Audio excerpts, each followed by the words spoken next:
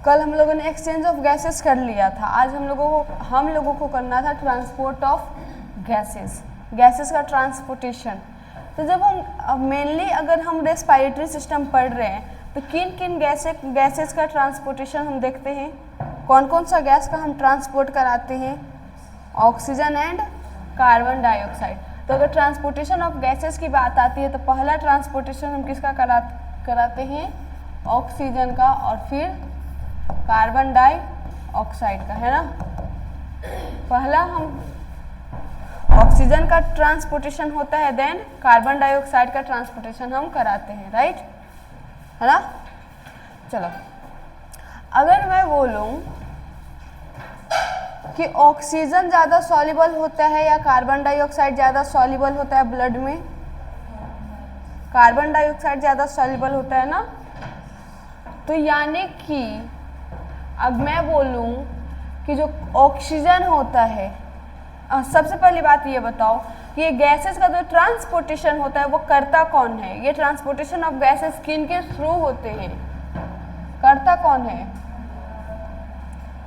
इन gases का transportation किन के थ्रू होते हैं, ब्लड के थ्रू होते हैं। ब्लड में भी क्या WBC के थ्रू होते हैं, RBC करता है। ब्लड का गैस का ट्रांसपोर्टेशन कौन करता है, RBC करता है ना। जिसमें देखो 100% ऑक्सीजन में 100% ऑक्सीजन में 3% जो ऑक्सीजन होता है, 3% ऑक्सीजन जो होता है, 3% जो ऑक्सीजन होता है वो डिजॉल्व हो जाते हैं ब्लड में। डिजॉल्व हो जाते हैं किन में, ब्लड में, dissolve in blood in the form of plasma.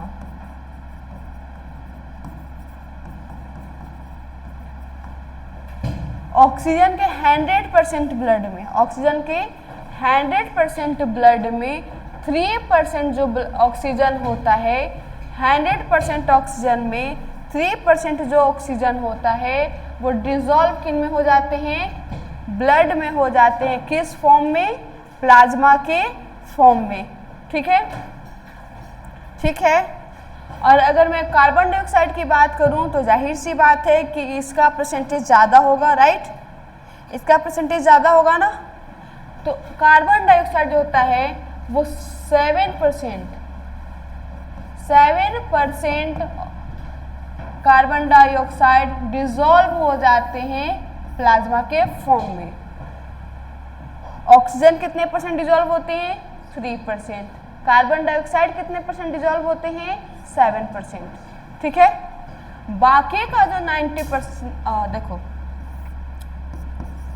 100 में से तो 7% हमारा कहाँ चला गया, ब्लड में। 100 में से 7% कहाँ चला गया, ब्लड में, राइट। अब ये बचा हमारे पास कितना, 93। इसमें से 20% जो कार्बन डाइऑक्साइड होता है, इसमें से 20% जो कार्बन डाइऑक्साइड होता है, इसमें से 70% जो कार्बन डाइऑक्साइड होता है वो बाइकार्बोनेट के फॉर्म में ट्रांसपोर्ट करता है। किस फॉर्म में ट्रांसपोर्ट करता है, बाइकार्बोनेट के फॉर्म में ट्रांसपोर्ट करता है, ठीक है, ठीक है। 100 में से 7% जो कार्बन डाइऑक्साइड थे वो ब्लड में सॉल्युबल हो गए। फिर 20% जो 70% जो कार्बन डाइऑक्साइड था वो बाइकार्बोनेट के फॉर्म में ट्रांसपोर्ट कर रहे हैं। किस फॉर्म में ट्रांसपोर्ट कर रहे हैं, बाइकार्बोनेट के फॉर्म में ट्रांसपोर्ट कर रहे हैं, HCO3-, ठीक है, ठीक है। बचा हुआ हमारा मान लो कि 23% बचा ना, एवरेज अगर ले तो 23% जो हमारा 23% जो हमारा कार्बन डाइऑक्साइड बचा, 23% जो हमारा कार्बन डाइऑक्साइड बचा वो ट्रांसपोर्ट किन के थ्रू करेंगे, RBC के थ्रू। बचा हुआ 23% का ट्रांसपोर्टेशन कौन करेगा, आरबीसी के थ्रू होंगे। क्लियर? क्लियर?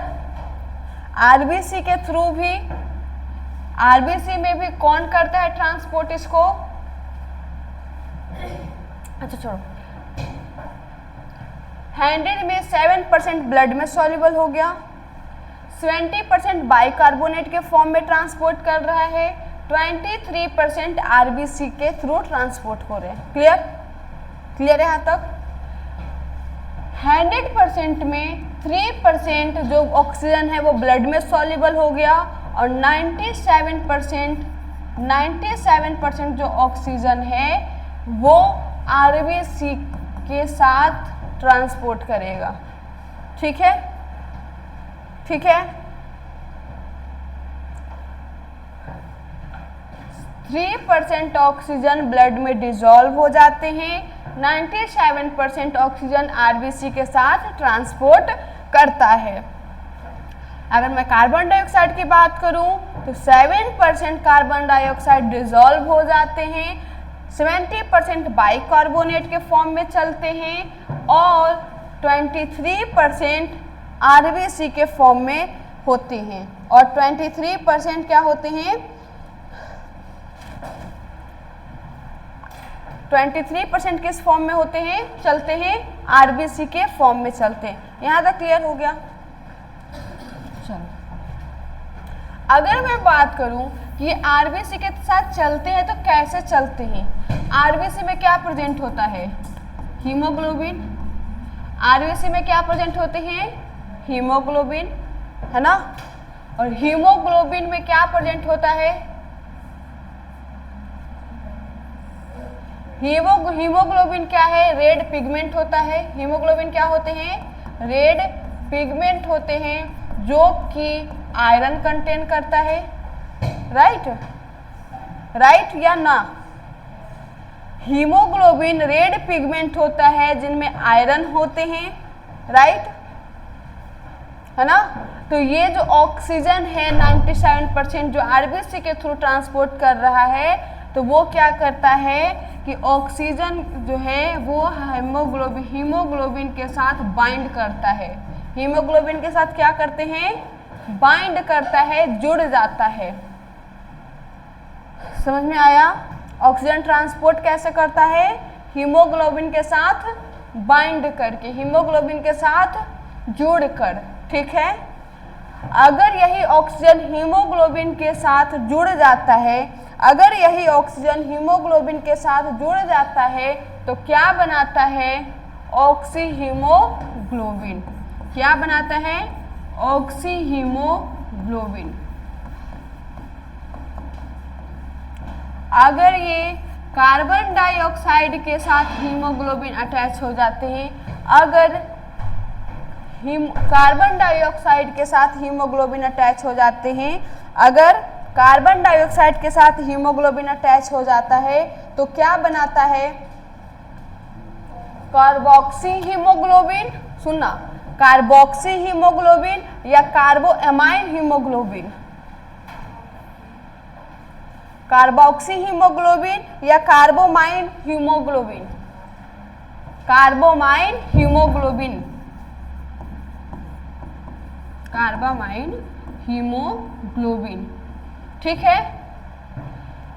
अगर कार्बन डाइऑक्साइड हीमोग्लोबिन से जुड़ता है तो उनको हम बोलते हैं कार्बामाइन हीमोग्लोबिन। ठीक है?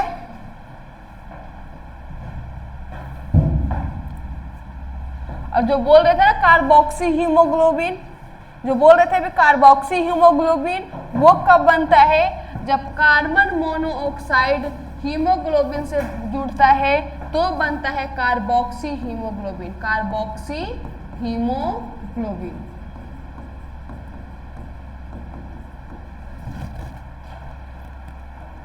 ठीक है? ठीक है?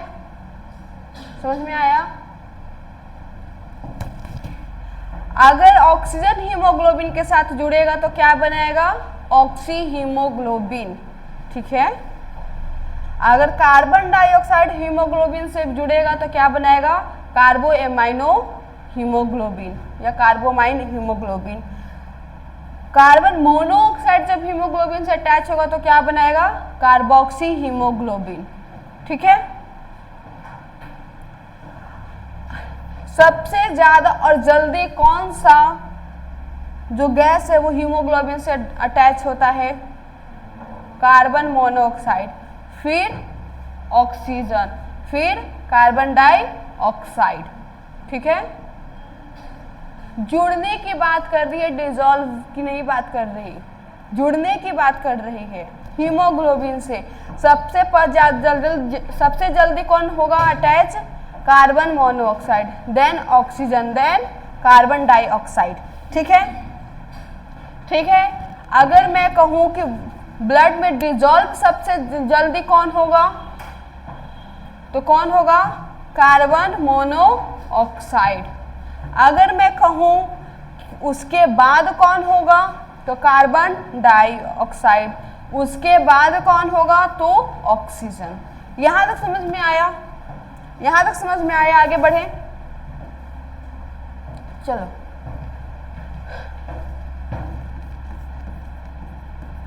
अगर मैं ट्रांसपोर्ट ऑफ ऑक्सीजन की बात करती हूँ, अगर मैं ट्रांसपोर्ट ऑफ ऑक्सीजन की बात करती हूँ तो इनके 3% कहाँ हो, क्या हो जाते हैं, डिसॉल्व हो जाते हैं। कहाँ, ब्लड में, किस फॉर्म में, प्लाज्मा के फॉर्म में। अगर मैं 97% की बात करूं तो ये कैसे ट्रांसपोर्ट करता है, हीमोग्लोबिन के साथ बाइंड करके, यानी कि ऑक्सी हीमोग्लोबिन के फॉर्म में, हीमोग्लोबिन के फॉर्म में। यही है ना। अब देखो, ये जो ऑक्सीजन है, ये जो ऑक्सीजन होता है ना, इस ऑक्सीजन में, इस ऑक्सीजन के एक हीमोग्लोबिन से, देखो एक हीमोग्लोबिन से 4 ऑक्सीजन अटैच होते हैं।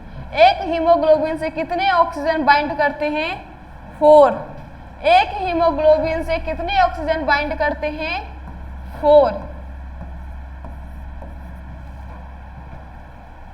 एक हीमोग्लोबिन से कितने ऑक्सीजन बाइंड करते हैं, 4। यानी कि हीमोग्लोबिन में जो वैलेंस होते हैं ना, वैलेंस, वो कितना होता है, 4 ऑक्सीजन रखने का, और 4 ऑक्सीजन यहाँ पर क्या हो रहा है, बाइंड हो रहे हैं। ठीक है, ठीक है। और ये हर एक ऑक्सीजन से क्या और बाइंड होगा, आयरन। चूंकि हीमोग्लोबिन में आयरन है, हीमोग्लोबिन में आयरन है, तो हर एक ऑक्सीजन से एक एक आयरन क्या होगा, बाइंड रहता है। हर एक ऑक्सीजन से क्या बाइंड रहेगा, आपका आयरन जो होता है वो बाइंड रहता है। क्लियर हुआ यहाँ तक, यहाँ तक क्लियर हो गया, यहाँ तक क्लियर है। चलो,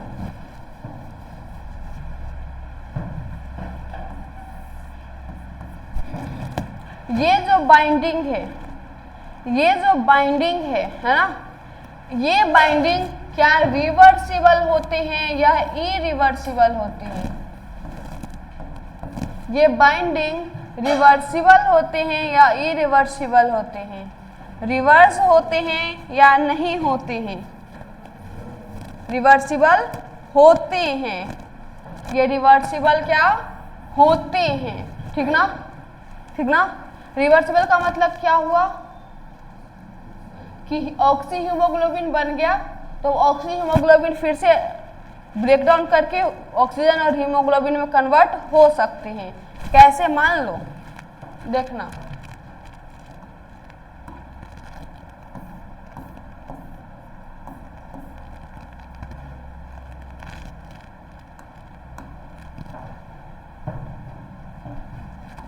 अगर हमें ऑक्सीजन यहाँ पर पहुँचाना है, राइट, यहाँ टिश्यू में पहुँचाना है, यहाँ से हमारा ऑक्सीजन, हमारा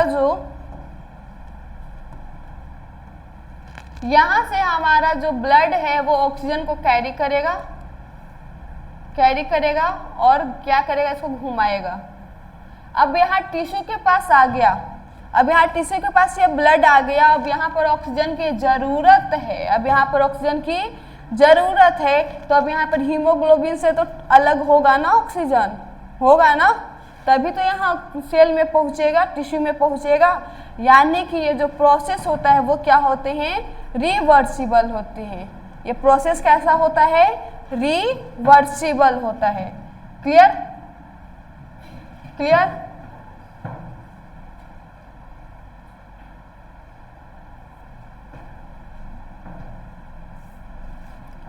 यहाँ तक क्लियर है। अब देखो ये 4 ऑक्सीजन बाइंड कर रहा है ना, 4 ऑक्सीजन बाइंड कर रहा है, राइट। आप अपने घर में देखना कि अगर आप बड़े होंगे, तो थोड़ा डिफिकल्टी होता है किसी चीज़ के लिए लेकर। अगर आपको मतलब इन फ्यूचर का कुछ आपको चाहिए, एडवाइस चाहिए होगा, तो आपको दिक्कत होगा, क्योंकि कोई आपको एडवाइस देने वाला नहीं है, राइट। यही अगर आपसे छोटे भाई बहन होंगे, उनको थोड़ा सा अच्छा फील होगा, क्योंकि आप उसके लिए हैं, है ना। ऐसा होता है या नहीं होता, होता है। निकोलस बोलता है नहीं होता, क्यों नहीं। ऐसा होता है कि अगर आप घर में थोड़ा बड़े हैं ना, तो आपको गाइड करने वाला कोई नहीं होता जल्दी, लेकिन अगर आपसे छोटे भाई बहन है तो आप उसको गाइड करेंगे, उसके लिए अच्छा होता है। तो वही ऐसा है यहाँ पर कि अगर पहला ऑक्सीजन जब बाइंड करता है हीमोग्लोबिन से, फर्स्ट ऑक्सीजन जब बाइंड करता है हीमोग्लोबिन से, ठीक है, फर्स्ट ऑक्सीजन जब बाइंड करेगा हीमोग्लोबिन से, तो थोड़ा इसमें क्या होगा, डिफिकल्टी होगा, बाइंड करने में क्या होगा, थोड़ा डिफिकल्टी होंगे, ठीक है। अगर यही सेकेंड ऑक्सीजन बाइंड करेगा तो थोड़ा कम डिफिकल्टी होगा, ठीक है। थर्ड ऑक्सीजन अगर बाइंड करेगा तो उससे कम डिफिकल्टी होगा। फोर्थ अगर ऑक्सीजन बाइंड करेगा तो उससे कम डिफिकल्टी होंगे। यानी कि फर्स्ट ऑक्सीजन जब बाइंड करता है हीमोग्लोबिन से तो थोड़ा क्या होते हैं, डिफिकल्ट होता है। पार्शियल प्रेशर जो होते हैं वो क्या होता है, ज़्यादा लगता है, ठीक है, ठीक है। यहाँ तक समझ में आया।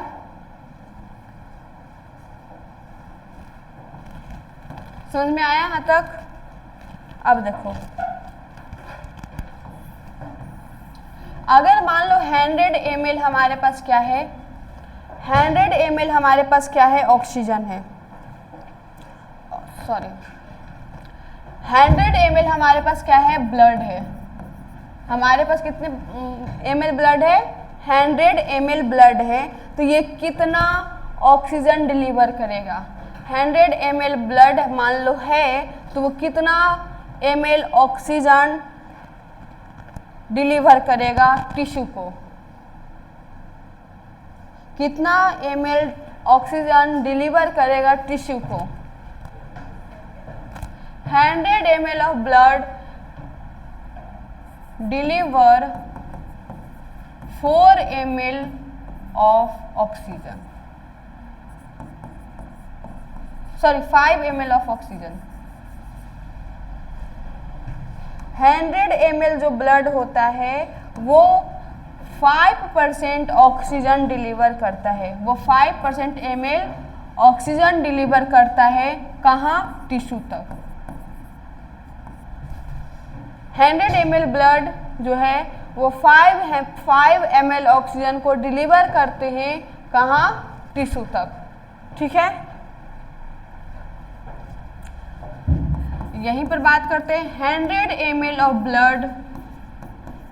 Blood deliver 4 ml carbon dioxide, 4 ml carbon dioxide, कहाँ पर 4 ml, इन एल्वियोलाई या फिर टिश्यू, एल्वियोलाई या टिश्यू, एल्वियोलाई, ठीक है। आप लिख लीजिए 100 ml of blood 5 ml of oxygen को क्या करते हैं, डिलीवर करते हैं टिश्यू तक, और 100 ml of blood 4 ml carbon dioxide को डिलीवर करते हैं एल्वियोलाई तक। ये नॉर्मल फिजियोलॉजी है, ठीक है, नॉर्मल फिजियोलॉजी कंडीशन में ऐसा होता है। पर अगर आपके साथ कुछ प्रॉब्लम होगा तो ये कंडीशन लागू नहीं होगा, ये नॉर्मल फिजियोलॉजिकल कंडीशन पर है, लिख लेना। Eight normal physiological condition.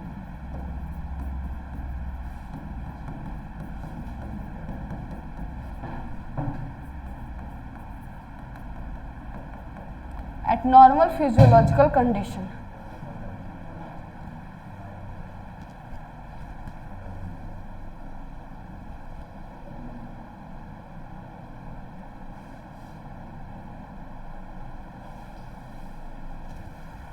हो गया?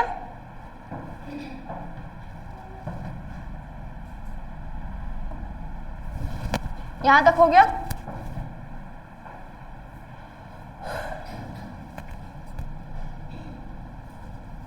हो गया?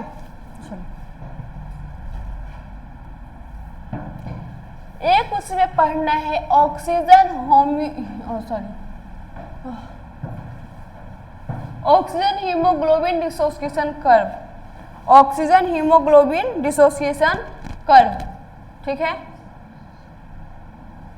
ठीक है, मतलब कितने ऑक्सीजन जो होते हैं बाइंड करते हैं, वो उसके लिए एक डिसोसिएशन कर्व होता है जो किस शेप का होता है। इसका शेप क्या है देखो तो, इसका शेप क्या है?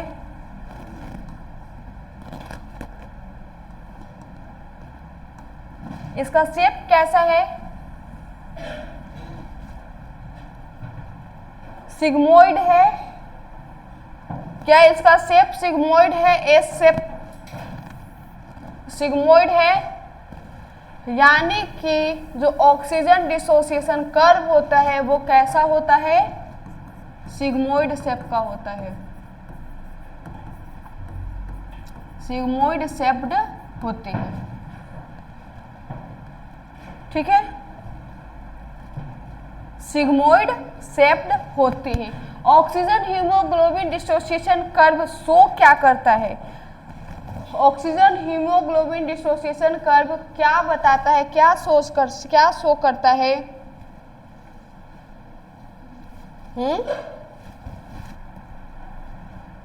बोलो। ये show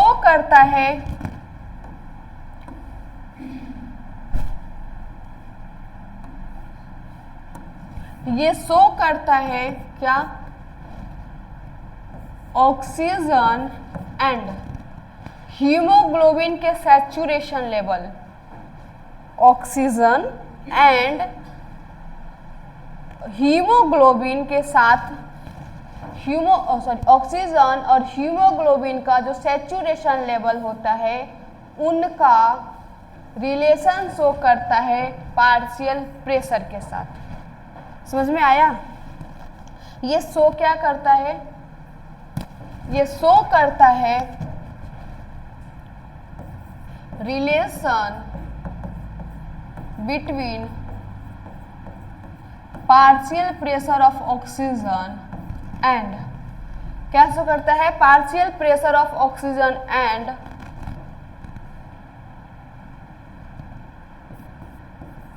percentage saturation level of haemoglobin. Oxygen haemoglobin dissociation curve क्या शो करता है? Relation between partial pressure of oxygen and percentage saturation level of haemoglobin. इसका मतलब क्या हुआ? इसका मतलब क्या हुआ कि कितने पार्शियल ऑक्सीजन के कितने प्रेशर पर, ऑक्सीजन के कितने प्रेशर पर ऑक्सीजन जो है वो हीमोग्लोबिन से क्या करते हैं? बाइंड करते हैं, उसको रिलेट करता है ये कर्व। समझ में आया? समझ में आया? क्या बोला? मैंने बोला कि ये जो होता है शो करता है कि कितने ऑक्सीजन जो है ना, ऑक्सीजन में कितना प्रेशर दिया जाए, कितना उसका पार्शियल प्रेशर होता है, ऑक्सीजन का कितना पार्शियल प्रेशर होगा कि वो हीमोग्लोबिन से वो बाइंड करेगा। ठीक है, जैसे कि एक हीमोग्लोबिन से 4 ऑक्सीजन बाइंड करता है, राइट।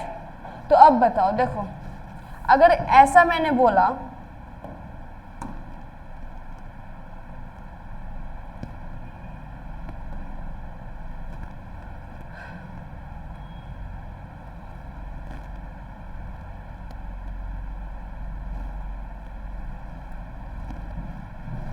अब देखो हम लोगों ने पढ़ा है ना कि एक हीमोग्लोबिन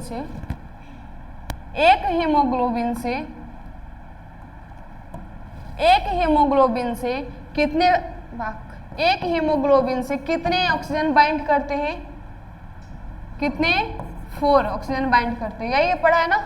एक हीमोग्लोबिन से कितने ऑक्सीजन बाइंड करते हैं, 4। तो अगर मैं एक ऑक्सीजन का परसेंटेज निकाल लूं, कि मान लो कि मैंने बोला कि हीमोग्लोबिन जो है एक ऑक्सीजन के साथ बाइंड हो गया, तो यानी कि कितना % इनका सैचुरेशन हो गया, 25 हुआ या नहीं हुआ। अगर 2 हो गया तो 50, 3 अगर बाइंड कर गए तो 75, 4 बाइंड कर गए तो 100। तो ये क्या इनके सैचुरेशन लेवल है कि कितने ऑक्सीजन अगर बाइंड कर रहे हैं तो हीमोग्लोबिन क्या हो रहा है, कितना सैचुरेट हो रहा है, राइट है ना। अब देखना 25 का होगा, यहाँ पर हमारा 25 हो जाना चाहिए, है ना।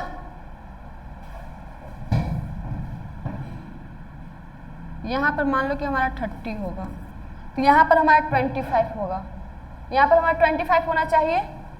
यानी कि इस लेवल पर हमारा एक क्या होगा, ऑक्सीजन बाइंड कर रहा है ना। 25% सैचुरेट हो रहा है हीमोग्लोबिन, यानी कि एक ऑक्सीजन क्या हो रहा है यहाँ पर बाइंड हो रहा है, राइट। अब देखना कि इसके लिए टाइम कितना लग रहा है, कितना प्रेशर यूज हो रहे हैं।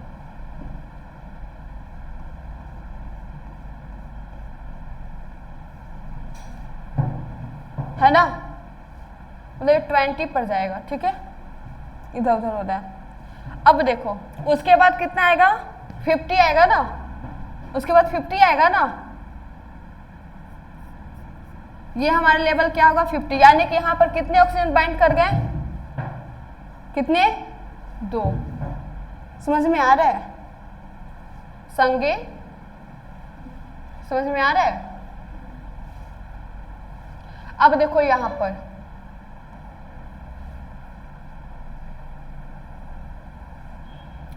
देखना, यहाँ पर ये 30 होना चाहिए।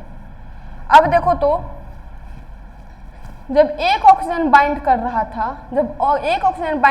था, डेट टाइम पार्शियल प्रेशर 20 हमें लगे। पार्शियल प्रेशर ऑक्सीजन का कितना था, 20, है ना। यानी कि यहाँ पर ज्यादा गैप है या नहीं है। अगर ये 50% सैचुरेशन हो गया तो ये 30 पर पहुंच गया, है ना। देखो यहाँ पर अब कम हो गया, यानी कि डिफिकल्टी लेवल क्या हो गया, यहाँ पर कम हो गया। उसके बाद ये कहाँ पहुंचेगा, 75 ना, यहाँ पर हमारा 75 आ गया, यहाँ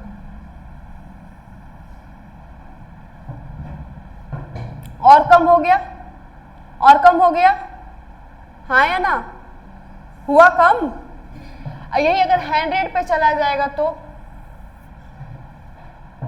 मतलब कि जैसे जैसे हमारा बढ़ रहा है वैसे वैसे, अगर हम बोले कि जैसे जैसे हीमोग्लोबिन का सैचुरेशन लेवल बढ़ रहा है, जैसे जैसे हीमोग्लोबिन का क्या बढ़ रहा है, सैचुरेशन लेवल बढ़ रहा है, वैसे वैसे हर एक ऑक्सीजन का पार्शियल प्रेशर क्या हो रहा है, पार्शियल प्रेशर तेजी से बढ़ रहा है या धीरे धीरे बढ़ रहा है, धीरे धीरे बढ़ रहा है, ठीक है। यही यहाँ पर ये जो है वो शो करता है, ऑक्सीजन हीमोग्लोबिन डिसोसिएशन कर्व यही बताता है, ठीक है। अब देखो इनमें दो कंडीशन आ सकता है। एक कंडीशन आ सकता है कि हीमोग्लोबिन क्या करे, ऑक्सीजन से जल्दी से अपना बाइंडिंग से हटा ले, ठीक है। यानी कि इनका जो एफिनिटी है वो क्या हो जाए, कम हो जाए। एफिनिटी का मतलब, एफिनिटी डिक्रीज होने का मतलब क्या हो गया कि जो बाइंडिंग हो रहा है हीमोग्लोबिन का, वो जल्दी से ब्रेक डाउन करेगा, जल्दी से क्या होगा, ब्रेक डाउन होगा। ये कब होंगे, मान लीजिए कि आप एक्सरसाइज कर रहे हैं, मान लीजिए आप क्या कर रहे हैं, एक्सरसाइज कर रहे हैं, मान लीजिए आप रनिंग कर रहे हैं, तो दैट टाइम हमें हमारे बॉडी को ऑक्सीजन की ज़्यादा ज़रूरत होती है या कम, ज़्यादा। तो उस टाइम जो होता है वो एफिनिटी कम हो जाता है, यानी कि जो हमारा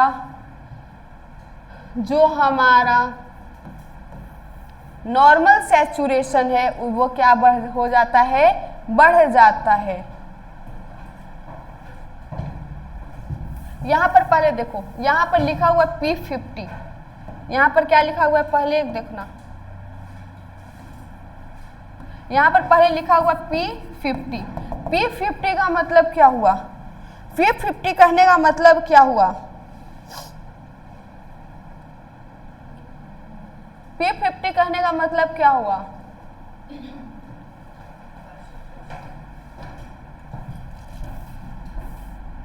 मतलब कि P50 छोटा P नहीं है, बड़ा P है। P50 यहाँ कहने का मतलब क्या हुआ कि यहाँ ऑक्सीजन टेंशन जो है, यानी कि जो ऑक्सीजन जो बाइंड हुआ है ना एट हीमोग्लोबिन, वो सैचुरेशन, वो यानी कि हीमोग्लोबिन का जो सैचुरेशन है वो कितना हो जाता है, 50%। ठीक है, P50 कहने का मतलब क्या हुआ, हीमोग्लोबिन का, P50 कहने का मतलब क्या हुआ, हीमोग्लोबिन का सैचुरेशन लेवल कितना हो गया, 50% हो गया। ठीक है, लेकिन जब हम एक्सरसाइज करते हैं, जब हम रनिंग करते हैं, दैट टाइम हमें ऑक्सीजन की ज़्यादा ज़रूरत पड़ती है, ज़्यादा ज़रूरत पड़ेगी, तो ये जो एफिनिटी है P50 जो है वो क्या हो जाएगा, इंक्रीज हो जाएगा, हाई हो जाता है, इनका सैचुरेशन लेवल क्या होने लगते हैं, हाई होने लगते हैं। क्यों, क्योंकि हमें जल्दी जल्दी ऑक्सीजन की जरूरी है, हमें जल्दी जल्दी ऑक्सीजन की जरूरी है, ठीक ना। तो उस टाइम पर जो ये हमारा नॉर्मल सिग्मोइड है वो राइट साइड में शिफ्ट हो जाता है। कर्व क्या होते हैं, किस साइड में शिफ्ट हो जाते हैं, राइट साइड में शिफ्ट हो जाएगा। क्यों, क्योंकि हमें यहाँ पर इसकी ज़्यादा ज़रूरत होगी, इसकी भी ज़्यादा ज़रूरत होगी, है ना। ठीक है, समझ में आया सभी को आया, चलो। वही अगर हम कुछ नहीं कर रहे हैं तो हमें ज़्यादा ज़रूरत नहीं है। ये क्लिनिकल कंडीशन में ऐसा होता है कि ये जो हमारा कर्व है वो लेफ्ट साइड में शिफ्ट हो जाएगा, लेफ्ट साइड में शिफ्ट हो जाएगा। इस टाइम पे क्या होगा, इस टाइम पर क्या होगा, ऑक्सीजन जो है ना हीमोग्लोबिन से तो बाइंड कर गया, लेकिन अब वो ब्रेकडाउन जल्दी नहीं होगा। ठीक है, इरिवर्सिबल हो जाएगा वहाँ पर। हीमोग्लोबिन जो है ऑक्सीजन को अब अलग नहीं कर पाता है जल्दी। ठीक है, तो इस टाइम क्या होता है, कर्व क्या होता है, लेफ्ट साइड में शिफ्ट हो जाता है। देखो एफिनिटी डिक्रीज होने का क्या क्या फैक्टर हो सकता है कि टेम्परेचर ज़्यादा होना, है ना, कार्बन डाइऑक्साइड का जो पार्शियल प्रेशर है वो क्या होना, ज़्यादा होना, पीएच का क्या होना, कम होना, यानी कि एसिडिटी क्या होना, बढ़ना, एसिडिटी का क्या होना, बढ़ना। और एसिडिटी कब बढ़ता है, जब H प्लस आयन क्या होते हैं, बढ़ते हैं। जब H प्लस आयन बढ़ता है तो एसिडिटी बढ़ता है, राइट। इतनी बातें क्लियर हो गया,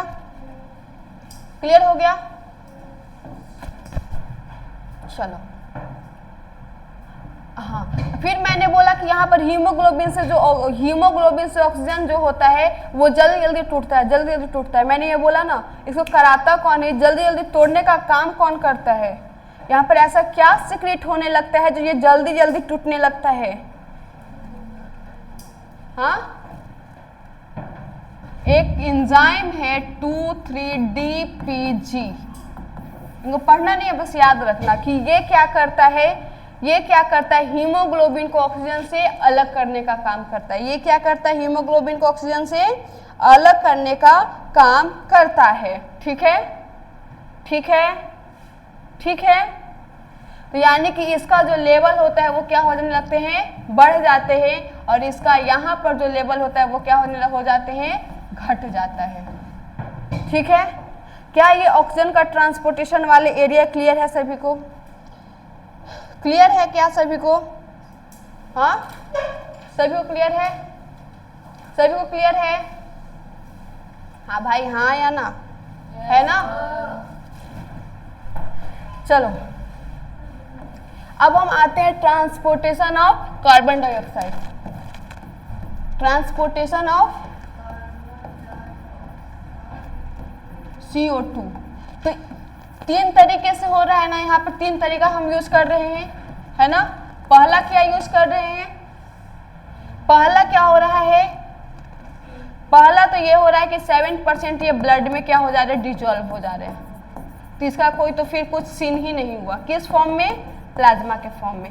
इसका कोई सीन ही नहीं है, खत्म। इसका तो सीन ही खत्म हो गया, है ना, बिल्कुल खत्म, काम तमाम है ना। अब इसका कितना था, 70% जो होता है किस फॉर्म में होता है, बाइकार्बोनेट के फॉर्म में। 70% किस फॉर्म में होते हैं, बाइकार्बोनेट के फॉर्म में करता है। यहां पर ध्यान देना, बाइकार्बोनेट के लिए, बाइकार्बोनेट के लिए एनसीईआरटी देखना एक रिएक्शन दिया है। एनसीईआरटी एक रिएक्शन दिया है, CO2 plus H2O equal to H2O3, फिर H2O3 को किया है, फिर निकाला है HCO3 माइनस, यहाँ पर एक दिया हुआ है क्या, CO2 प्लस H2O। और यहाँ पर कैटलिस्ट जो है वो कौन सा कैटलिस्ट काम कर रहा है, इससे क्या बन रहे हैं, H2CO3, फिर इससे क्या बन रहा है, HCO3 माइनस। यही हो रहा है ना, यही हो रहा है ना, हाँ यस सर। बोलो तो मत बोलो, बोलो तो, ठीक है। कौन सा कैटलिस्ट यहाँ पर काम कर रहा है, कैटलिस्ट का नाम क्या है, कार्बोनिक एनहाइड्रेज। CA का मतलब क्या हुआ, कार्बोनिक एनहाइड्रेज।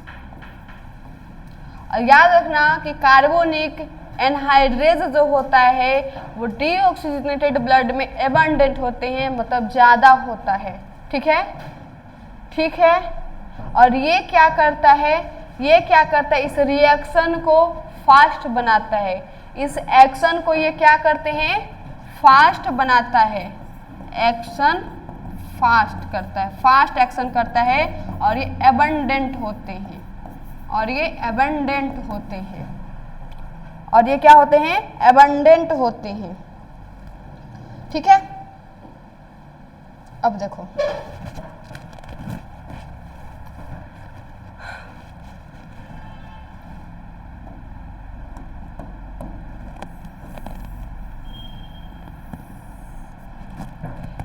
यहाँ पर आया आपका कार्बोनिक एनहाइड्रेज, ठीक ना।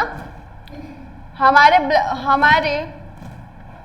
बॉडी में वाटर है, वहाँ पर रिएक्शन कर रहा है कार्बन डाइऑक्साइड, और कैटलिस्ट कौन काम कर रहा है, कार्बोनिक एनहाइड्रेज, है ना। ठीक है, और देखो ये जो रिएक्शन है वो रिवर्सिबल होगा या इरिवर्सिबल होगा, ये भी बता दो, रिवर्सिबल होगा या इरिवर्सिबल होगा, रिवर्सिबल होगा, रिवर्सिबल होगा। देखना हमारा ये क्या है, ब्लड वेसल, ये हमारा क्या है, RBC, ये हमारा क्या है, ब्लड वेसल्स, ये क्या है हमारा RBC, और ये हमारे बाहर के सराउंडिंग एरिया। ठीक है, यहाँ पर हमारा क्या है, CO2 है ना, यहाँ पर क्या हमारा CO2 है, इधर हमारा क्या है, Ca प्रेजेंट है, ठीक है। अब ये CO2 क्या होगा, इधर डिफ्यूज करेगा, कैसे डिफ्यूज करेगा वो तो हमें पता है, गैस एक्सचेंज कैसे होता है, डिफ्यूज करेगा, यहाँ आएगा और बाइंड करेगा CO2 प्लस H2O, है ना, CO2 प्लस H2O, और क्या बनाएगा, H2CO3, क्या बनाएगा, H2CO3, है ना। उसके बाद ये H2CO3 आया, है ना, उसके बाद फिर से ये क्या बनाएगा, अटैच होकर HCO3 माइनस, है ना, ठीक है, बन गया। अभी इस फॉर्म में क्या हो रहा है, ट्रांसपोर्ट होगा, क्लियर। अब देखो फिर से आओ, ये क्या है हमारा ब्लड वेसल, क्या है ये हमारा ब्लड वेसल, ये क्या है हमारा RBC। अब ये जो CO2 है वो हमारा, अब ये भी ध्यान रखना कि ये जो HCO3 है ना, HCO3 माइनस जो है ना, ये भी क्या करते हैं, RBC से बाइंड करके ट्रांसपोर्ट होता है, बाइकार्बोनेट के फॉर्म में ट्रांसपोर्ट होता है, बट बाइंड किसके साथ ये भी करता है, RBC के साथ ही बाइंड करता है, ध्यान देना, ये भी बाइंड किसके साथ करता है, RBC के साथ ही बाइंड करता है, ठीक है, बट फॉर्म चेंज हो गया, कौन से फॉर्म में आ गया, बाइकार्बोनेट के फॉर्म में आ गया, है ना, ठीक है। अब देखो, अब क्या होगा, ये ट्रांसपोर्ट होगा, हमारा एल्वियोलाई तक पहुंचेगा, फिर वो बाहर जाएगा, है ना, ठीक है। अब हमारा बच गया क्या, बाइकार्बोनेट के फॉर्म में कैसे होता है, समझ में आया। अब यही प्रोसेस फिर से होगा, अब यही प्रोसेस फिर से जब ये एल्वियोलाई में जाएगा, जब ये एल्वियोलाई में जाएगा तो अब ये क्या होंगे, टूटेंगे। अब ये क्या होगा, पहले तो इनके बॉन्ड टूटेंगे, RBC और HCO3 का, पहले क्या होगा, RBC और HCO3 का क्या होगा, बॉन्ड टूटेगा, RBC प्लस HCO3 जो अटैच हुए थे, अब वो रिवर्सिबल किन में हो जाएंगे, रिवर्स किस में बन जाएगा, फिर HCO3 में, है ना, है ना, है ना, या ना, हाँ। फिर ये HCO3 फिर से टूटेगा, HCO3 टूटेगा किन में, H2CO3 में, फिर ये H2CO3 किन में टूटेगा, CO2 प्लस H2O में। अब CO2 पहुंच गया एल्वियोलाई में, अब क्या हो जाएगा, ये बाहर। बाइकार्बोनेट के फॉर्म में कैसे हुआ, क्लियर हो गया, क्लियर हो गया। चलो अब आता है हमारा, बच गया 7%, 7% किनके थ्रू हो रहे थे, हीमोग्लोबिन के साथ। तो अब यहाँ पर CO2 हीमोग्लोबिन के साथ क्या होगा, बाइंड करेगा, CO2 किसके साथ बाइंड करेगा, हीमोग्लोबिन के साथ बाइंड करेगा। अब क्या बनाएगा, HbCO2, है ना, HbCO2 बनाएगा, राइट, HbCO2 बनाएगा। अब ये एल्वियोलाई के पास जाएगा, अब ये एल्वियोलाई के पास ये क्या होगा, ब्रेकडाउन होगा, एल्वियोलाई के पास ये आएंगे और क्या होंगे, ब्रेकडाउन होगा, है ना, फिर ब्रेकडाउन होगा, फिर से Hb प्लस CO2 में आएगा, CO2 एल्वियोलाई में जाएगा और फिर वो ट्रांसपोर्ट हो गया। समझ में आया, क्या ट्रांसपोर्टेशन ऑफ गैसेस क्लियर हुआ, क्या ट्रांसपोर्टेशन ऑफ गैसेस क्लियर हो गया।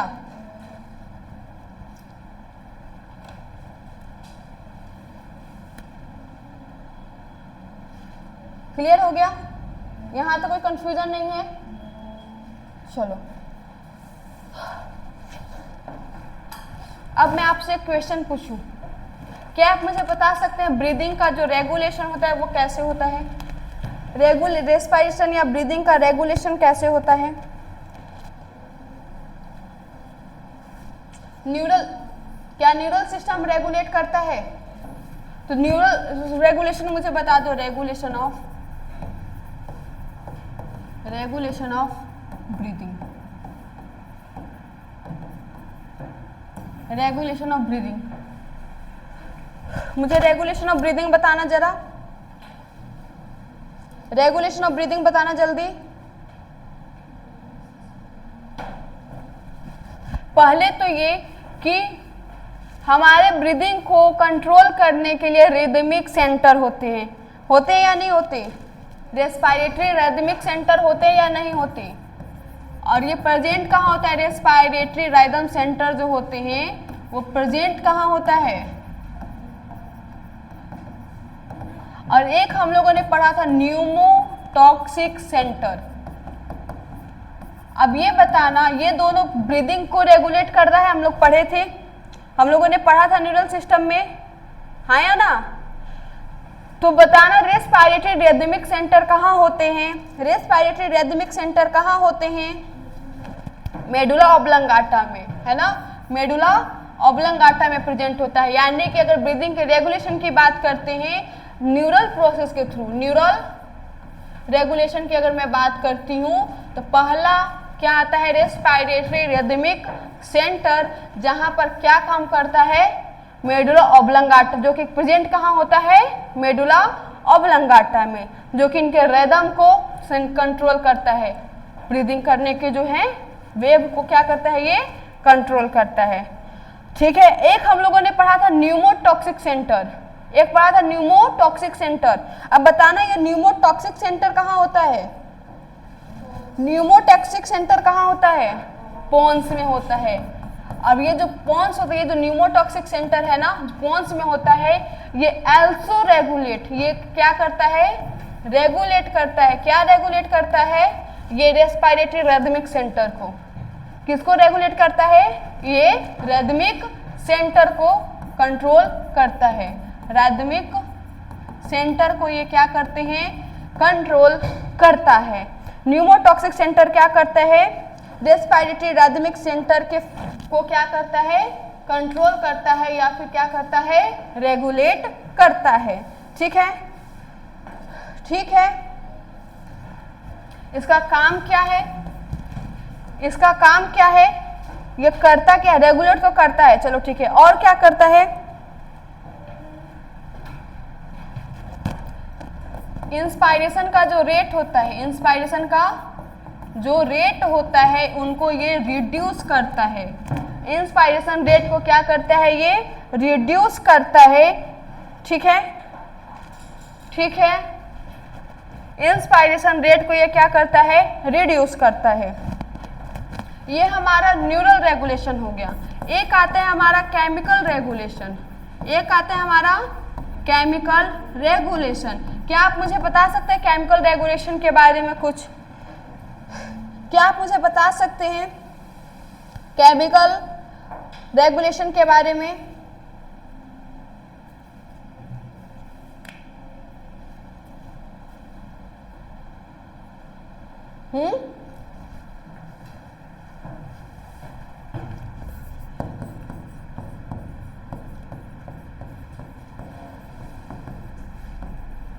देखो, अगर मैं केमिकल रेगुलेशन की बात करती हूँ, अगर मैं केमिकल रेगुलेशन की बात करती हूँ तो होता है एक कीमोसेंसिटिव एरिया। क्या प्रेजेंट होता है? Chemosensitive area. कहाँ पर प्रेजेंट होता है? जो रेस्पिरेटरी रिदमिक सेंटर है ना, रेस्पिरेटरी रिदम जो सेंटर है, रिदम सेंटर है, इसके नियर में प्रेजेंट होते हैं। इसके कहाँ प्रेजेंट होते हैं? नियर में प्रेजेंट होते हैं, नजदीक में प्रेजेंट होता है। और ये काम क्या करता है? क्या ये करता क्या है? ये कार्बन डाइऑक्साइड के पार्शियल प्रेशर को, ये कार्बन डाइऑक्साइड के पार्शियल प्रेशर को और पीएच के लिए ये पार्शियल प्रेशर और कार्बन डाइऑक्साइड एंड पीएच को क्या करता है? ये चेंज करने में हेल्प करता है। ठीक है, ठीक है, समझ में आया? यहाँ तक समझ में आया? एक होता है कीमो रिसेप्टर, एक क्या आते हैं? Chemo receptor. एक क्या आता है? कीमो रिसेप्टर, जो कि प्रेजेंट कहाँ होता है? कीमो रिसेप्टर प्रेजेंट कहाँ होते हैं? एक आता है हमारा chemo receptor. Chemo receptor present कहाँ होते हैं? कीमो रिसेप्टर प्रेजेंट कहाँ होते हैं? ये दो जगह प्रेजेंट होता है, दो जगह प्रेजेंट होता है। एक होता है मेडुला में, एक कहाँ प्रेजेंट होता है? मेडुला में, और एक होता है कैरोटिड आर्टरी का नाम सुना है? कैरोटिड आर्टरी का नाम सुना है? कैरोटिड आर्टरी का नाम नहीं सुना है?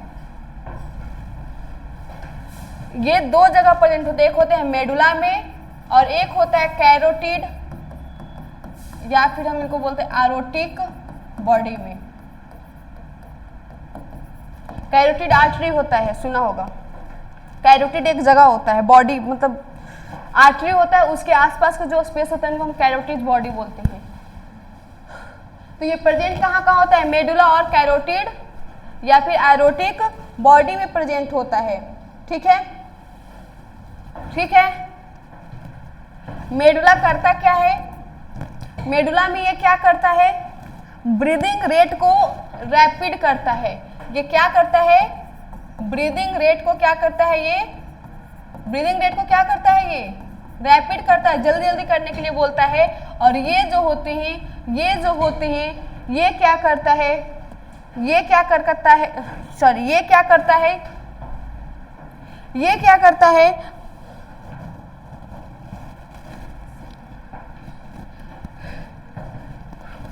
कार्बन डाइऑक्साइड एंड हाइड्रोजन के कॉन्सेंट्रेशन को ये मेंटेन करता है। कार्बन डाइऑक्साइड एंड हाइड्रोजन के कॉन्सेंट्रेशन को ये क्या करता है? मेंटेन करता है। ठीक है,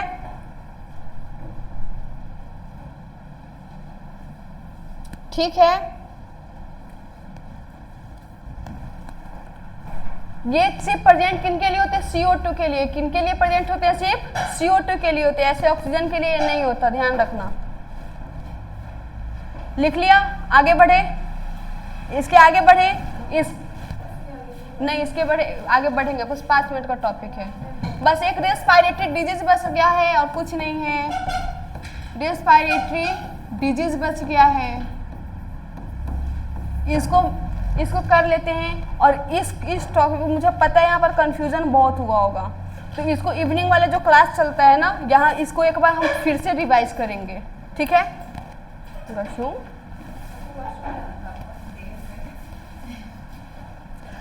चलो हम रेस्पिरेटरी डिजीज की जब बात करते हैं, रेस्पिरेटरी सिस्टम के डिजीज की बात करते हैं, तो हमारे बुक में कौन कौन सा डिजीज दिया है?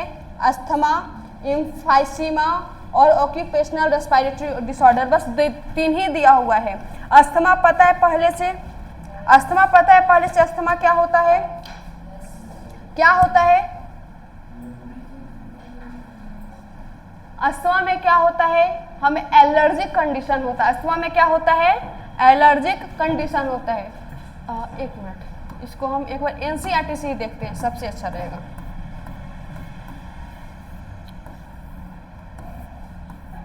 देखो,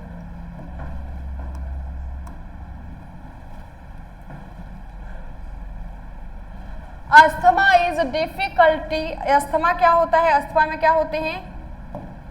ब्रीदिंग में क्या होता है? डिफिकल्टी होता है। ब्रीदिंग में क्या होता है? डिफिकल्टी होता है। और क्या हम लोग वेजिंग करने लगते हैं, यानी कि हम क्या करते हैं? छींकना स्टार्ट कर देते हैं। क्यों ऐसा होता है? क्योंकि इनके ब्रोंकाई या ब्रोंक्यूल्स में इन्फ्लामेशन होता है। क्यों हम ऐसा करते हैं? क्योंकि इनके ब्रोंकाई और ब्रोंक्यूल्स में क्या होते हैं? इन्फ्लामेशन होता है। क्लियर? क्लियर। और ध्यान रखना कि अस्थमा जो होता है वो एलर्जिक कंडीशन होता है। अस्थमा क्या होते हैं? एलर्जिक कंडीशन में ये क्या होते हैं? अराइज होते हैं। एलर्जिक कंडीशन होता है। ठीक है, ठीक है। और ये जो वेजिंग होते हैं कब होते हैं? इंस्पायर करने के बाद या एक्सपायर करने के टाइम? एक्सपायरेशन के टाइम ये क्या करते हैं? वेजिंग करते हैं। ठीक है, एक्सपायरेशन के बाद ये क्या करते हैं? वेजिंग करते हैं। ठीक है, ठीक है। अच्छा, एक होता है एक्सटर्नल रेस्पिरेशन, एक होता है इंटरनल रेस्पिरेशन। बताना क्या होता है? एक्सटर्नल रेस्पिरेशन को हम बोलते हैं एटमॉस्फेरिक के साथ जो रेस्पायर हो रहा है, और इंटरनल रेस्पिरेशन हम बोलते हैं, इंटरनल रेस्पिरेशन हम किनको बोलते हैं?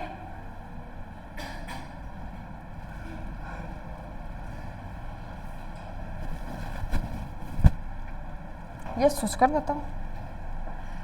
चलो, सेकेंड हमारा था एम्फाइसीमा। सब मैं भी बताऊं, कुछ तो तुम लोग भी पढ़ो। एम्फाइसीमा, एम्फाइसीमा क्या होता है?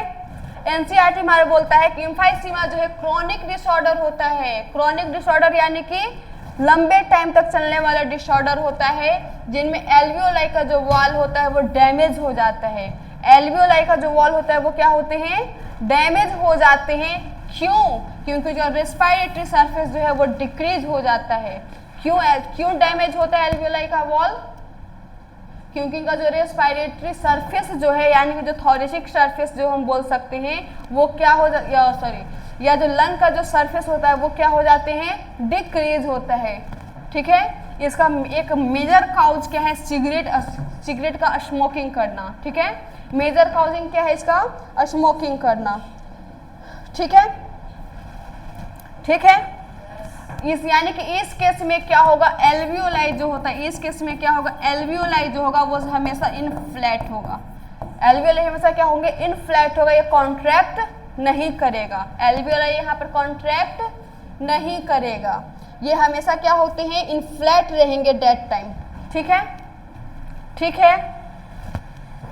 और एल्वियोलर वॉल जो है वो डैमेज हो जाने के बाद, एल्वियोलर वॉल जो होता है वो डैमेज हो जाने के बाद क्या लगता है, ये रिवर्सिबल होगा, इरिवर्सिबल होगा, इरिवर्सिबल होगा। ठीक है, कंडीशन में क्या होते हैं, इरिवर्सिबल होता है। ठीक है, इरिवर्सिबल होगा। क्लियर? चलो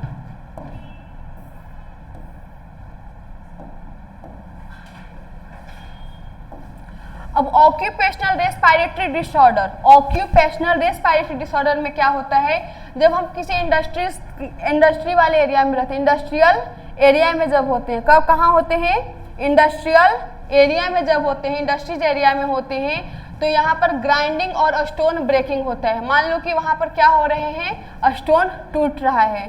स्टोन मतलब पत्थर होता है, जैसे सीमेंट फैक्ट्री होते हैं, राइट। तो डेट टाइम क्या होते हैं कि बहुत सारा डस्ट प्रोड्यूस होता है। तब क्या होता है, बहुत सारा डस्ट प्रोड्यूस होता है ना। तो उस टाइम तो हमारा डस्ट प्रोड्यूस होगा तो हमारे बॉडी के अंदर भी आएगा या नहीं आएगा, आएगा ना, हमारे बॉडी के अंदर भी आएगा। तो क्या होता है कि जब बॉडी के अंदर आता है तो हमारा जो बॉडी डिफेंस मैकेनिज्म देता है, जो बॉडी हमारा डिफेंस मैकेनिज्म देता है, यानी कि हमारे बॉडी क्या करते हैं, डिफेंस करता है, हमारा बॉडी हमारे बचाता है उस डस्ट से। वो प्रॉपरली क्या करते हैं, काम नहीं करता है, वो प्रॉपरली क्या करता है, काम नहीं कर पाता है। ठीक है, और क्या ये 2-3 दिन रहने से होगा या लंबे टाइम तक हम उस एरिया में रहेंगे तब होगा, लंबे टाइम हम रहेंगे तब होगा, लॉन्ग एक्सपोजर के टाइम पर होगा, लॉन्ग एक्सपोजर के टाइम पर होगा। लॉन्ग एक्सपोजर जब हमें उसको मिलेगा तब होगा। उस टाइम पे क्या होता है, लंग डैमेज कर जाते हैं, लंग्स क्या कर जाते हैं, डैमेज कर जाते हैं। इसलिए आप देखे होंगे कि जब इंडस्ट्रियल एरिया में, अधिकांशतः इंडस्ट्रीज में जो वर्कर होते हैं उनको मास्क दिया जाता है, एक प्रोटेक्टिंग ड्रेस दिया जाता है, प्रॉपर ड्रेस दिया जाता है या नहीं दिया जाता, तो इसलिए दिया जाता है। ठीक है, ताकि वो हमेशा प्रोटेक्टिव हो। यहाँ तक क्लियर हो गया? चलो